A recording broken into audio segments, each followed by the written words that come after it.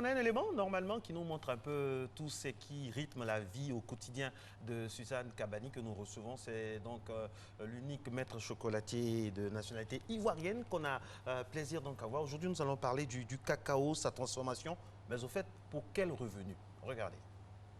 Les producteurs de cacao avec une production annuelle de 1 200 000 tonnes, soit 41% de l'offre mondiale, la Côte d'Ivoire a toujours fait de l'économie cacaoyère le pilier de son développement économique. En effet, la culture du cacao, ce sont 2 millions d'hectares de surface cultivée, environ 45% des recettes d'exportation et environ 6 millions de personnes vivant de la culture.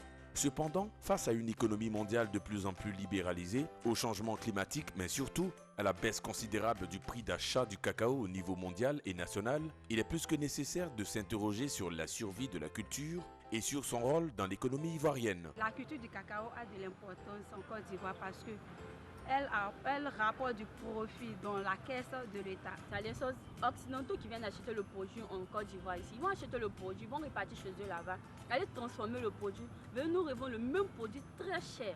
Ça, c'est pas normal. Pourtant, c'est nous qui produisons le cacao.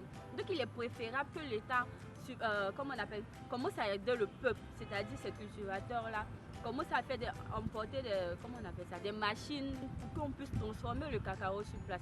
Le cacao transformé sur place, on peut le vendre dans des pays de voisins comme le Ghana, les autres pays. Si on transforme le cacao sur place, moi je dirais oh, alléluia, je dirais Dieu merci.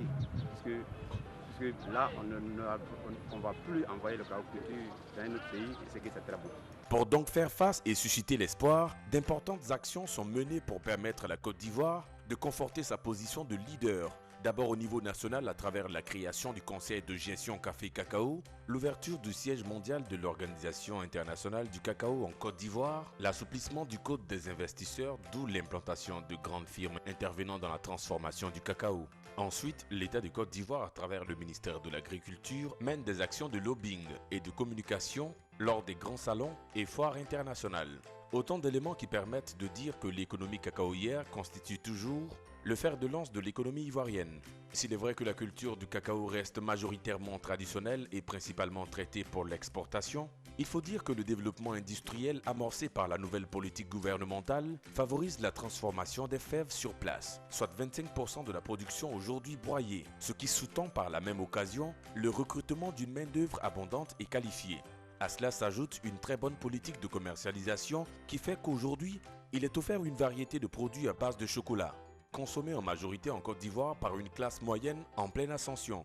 N'est-il pas vrai que le succès de ce pays repose sur l'agriculture ? Voilà, on se met à l'aise sur ce plateau. L'élément nous a donc planté le décor. Je rappelle que notre invitée donc, est Maître Chocolat, d'ailleurs la seule en Côte d'Ivoire.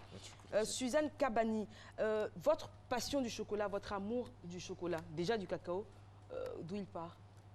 Il part de mon grand-père. D'accord. J'avais un grand-père qui avait l'habitude des moments où j'étais triste de m'acheter du chocolat.